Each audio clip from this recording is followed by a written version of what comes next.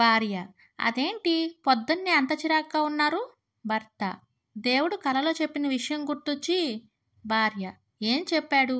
భర్త: దేవుడికి రోజు రూపాయి కానుకగా వేసి మంచి భార్యనివ్వమని కోరుకునేవాడిని. కానీ నిన్ను ఇచ్చాడని గట్టిగా అడిగితే కల్లోకి వచ్చి నువ్వు ఇచ్చిన రూపాయికి ఈమె వచ్చింది అని అన్నాడు. బతికినంతకాలం పిసినారిగా బతికిన సోమలింగం చివరి శ్వాస తీసుకుంటూ ఇలా అన్నాడు. భర్త: నా భార్య ఎక్కడుంది? భార్య: నేను మీ పక్కనే ఉన్నానండి. భర్త: మా పిల్లలు ఎక్కడ ఉన్నారు?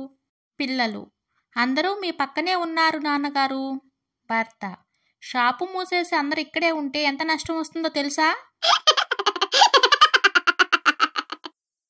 డాక్టర్: మీరు రావడం ఆలస్యమైంది, గంట ముందు వచ్చి ఉంటే సరిపోయేది. వినయ్: అయ్యో డాక్టర్, నేను ఇంకా ఎంతసేపు బతుకుతానో చెప్పండి. డాక్టర్: కంగారు పడకయ్యా, నువ్వేమి చనిపోవు. నీ అపాయింట్మెంట్ 6 గంటలకు, ఇప్పుడు 7 అయింది. నేను ఇంటికి వెళ్ళాలి.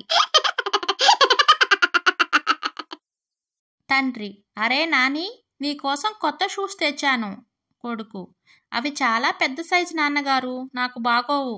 తండ్రి: ఇవి నువ్వు తొడుక్కోవడానికి కాదు తెచ్చింది, నేను వేసుకోవడానికి, నీకు బుద్ధి చెప్పడానికి.